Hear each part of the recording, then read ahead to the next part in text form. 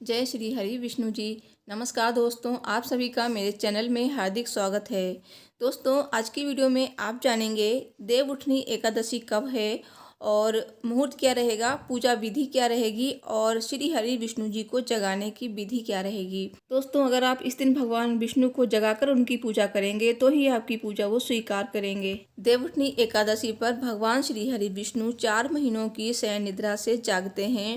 दोस्तों, हिंदू धर्म में दिवाली के बाद कार्तिक मास के शुक्ल पक्ष की तिथि की एकादशी को देवउठनी एकादशी मनाई जाती है और कार्तिक माह में देवउठनी एकादशी का विशेष महत्व है। इस दिन भगवान विष्णु योग निद्रा से जागते हैं और इसे देवोत्थान एकादशी या देव प्रबोधनी एकादशी या देवउठनी एकादशी भी कहते हैं। इसी दिन भगवान श्री हरि विष्णु का विवाह शालिग्राम रूप में माता तुलसी के साथ किया जाता है और इस दिन माता तुलसी की पूजा करने से और भगवान विष्णु की पूजा करने से सभी मनोरथ पूर्ण होते हैं। तो दोस्तों, तुलसी विवाह कैसे करना है और कैसे पूजा करनी है तो इसकी वीडियो मेरे चैनल पर पड़ी हुई है, तो आप देख लेना।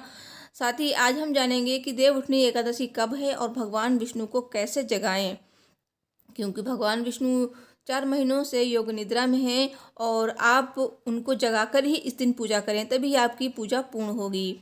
दोस्तों, साल में पड़ने वाली 24 एकादशियों में देवउठनी एकादशी सबसे बड़ी और सबसे महत्वपूर्ण एकादशी मानी जाती है। 2022 में देवउठनी एकादशी 4 नवंबर को मनाई जाएगी। इस दिन से जगत के पालनहार भगवान श्री हरि विष्णु जी सृष्टि का कार्यभार संभालेंगे। हिंदू पंचांग के अनुसार देवउठनी एकादशी 3 नवंबर 2022 को शाम 7:30 से प्रारंभ होगी और देवउठनी एकादशी तिथि का समापन 4 नवंबर 2022 को शाम 6:08 पर होगा। तो उदया तिथि के अनुसार देवउठनी एकादशी का व्रत 4 नवंबर को रखा जाएगा और इसी दिन तुलसी माता का विवाह भी भगवान शालिग्राम जी के साथ किया जाएगा। दोस्तों, जो लोग माता तुलसी का विवाह नहीं करते हैं और वो लोग सिंपल तरीके से माता तुलसी की पूजा एकादशी यानी कि देवउठनी एकादशी के दिन कर सकते हैं। तो पूजा भी कैसे करनी है इसकी वीडियो भी मेरे चैनल पर आ चुकी है, तो आप देख लेना और संपूर्ण पूजा विधि मैंने बताई है।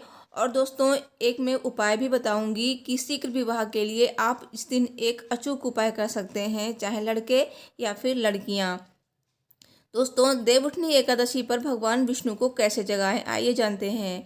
देवउठनी एकादशी पर भगवान श्री हरि विष्णु की रात्रि में शुभ मुहूर्त में पूजा की जाती है और आंगन में चूना और गेरू से रंगोली बनाई जाती है। तो दोस्तों, आप चाहें तो आप ये पूजा अपने घर के मंदिर में भी कर सकते हैं। तो जैसे अगर आपको विवाह करना है तो आप इस तरह से आंगन में गन्ने से मंडप बनाएं और रंगोली बनाएं और इसके बाद भगवान श्री हरि विष्णु जी के शालिग्राम स्वरूप की पूजा करें और शालिग्राम जी को नए वस्त्र और जनेऊ अर्पित करें। भगवान को तुलसी पत्र वस्त्र अर्पित करें और भगवान को धूप दीप दिखाएं, फल फूल अर्पित करें। भगवान को पीले फूल जरूर अर्पित करें और पीले फूलों से ही आप भगवान जी का मंडप सजाएं। और उसके बाद भगवान को भोग अर्पित करने के बाद आप इस तरह से भगवान को जगा सकते हैं इस मंत्र से। मंत्र है, उत्तिष्ठ गोविंद त्यज निद्राम जगतपते त्वयि सुप्ते जगन्नाथ जगत सुप्तम भवे दिदम।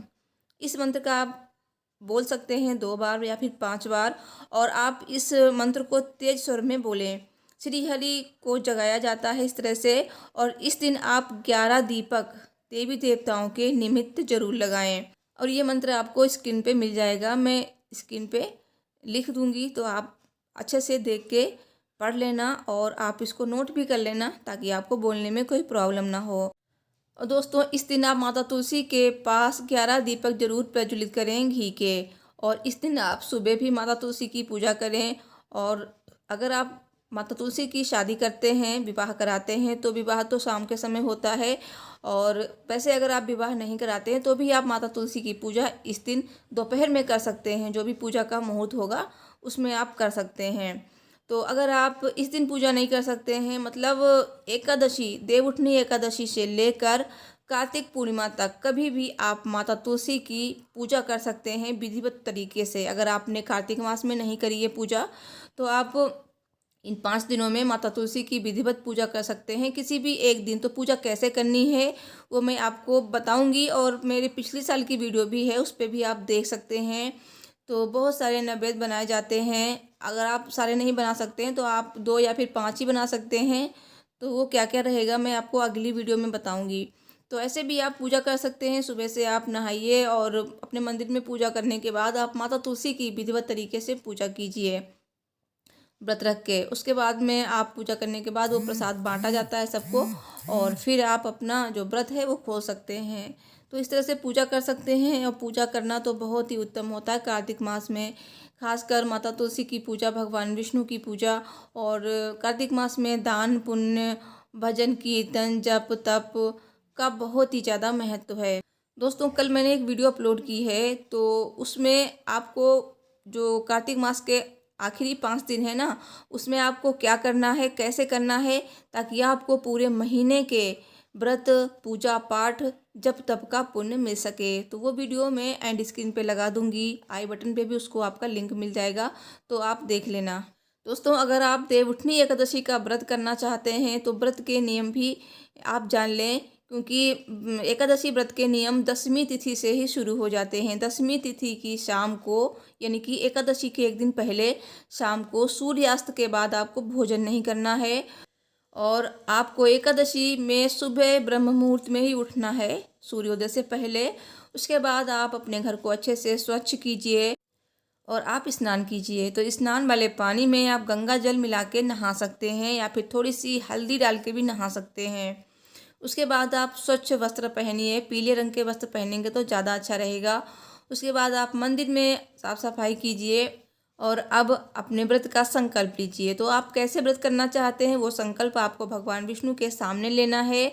तो संकल्प लेते समय आप हाथ में एक सिक्का ले लीजिए, और एकादशी है तो चावल तो नहीं ले सकते हैं, तो आप फूल ले सकते हैं। सिक्का और फूल लेकर आप व्रत का संकल्प करिए। जैसे भी आप व्रत करना चाहते हैं, निर्जला, निराहार या फिर फलाहार, या फिर एक समय भोजन करके, जैसे भी आप करना चाहते हैं वैसा आप संकल्प करके, तो संकल्प को आप साइड में रख दीजिए मंदिर में ही, और उसके बाद आप अपनी पूजा शुरू कीजिए। तो पूजा करने के पहले सर्वप्रथम आप भगवान गणेश की पूजा कीजिए, फिर आप भगवान विष्णु की पूजा करेंगे। भगवान विष्णु को पंचामृत से स्नान कराइए और उन्हें पीले वस्त्र अर्पित कीजिए। अगर नहीं है पीले वस्त्र तो पीला कलावा अर्पित कीजिए। पीले फल, पीले फूल और पीली मिठाई का भोग लगाइए। माता लक्ष्मी की भी इस दिन आप पूजा करेंगे। उसके बाद आप भगवान को धूप दीप दिखाएंगे, और भगवान विष्णु की पूजा में तुलसी पत्र अवश्य शामिल करें। तो तुलसी पत्र के बिना भगवान भोग स्वीकार नहीं करते हैं, और अलग से भी तुलसी पत्र उनको अर्पित करें। इस तरह से आप पूजा करें, भगवान विष्णु के मंत्रों का जाप करें। हो सके तो विष्णु सहस्त्र नाम का पाठ करें। ओम नमो भगवते वासुदेवाय नमः मंत्र का जाप करें। जैसे भी आपकी सामर्थ्य है, 11 बार, 108 बार, तो ये मंत्र जो है ना तुलसी की माला पे जप किया जाता है। उसके बाद आप देवउठनी एकादशी की कथा अवश्य सुने या फिर पढ़ें। अंत में आप आरती करें, और उसके बाद आप भगवान विष्णु से अपनी भूल की क्षमा जरूर मांगें, क्योंकि भूल तो सभी से हो जाती है पूजा में, तो क्षमा मांगें। और दोस्तों, भगवान विष्णु की पूजा में दक्षिणा जरूर अर्पित करें, क्योंकि दक्षिणा अर्पित करने से जो भी पूजा में कमी रह जाती है वो पूरी हो जाती है। तो इस तरह से आप पूजा करेंगे, पूरे दिन व्रत रखेंगे। जो भी आपने व्रत का संकल्प लिया है वैसे व्रत रखिए।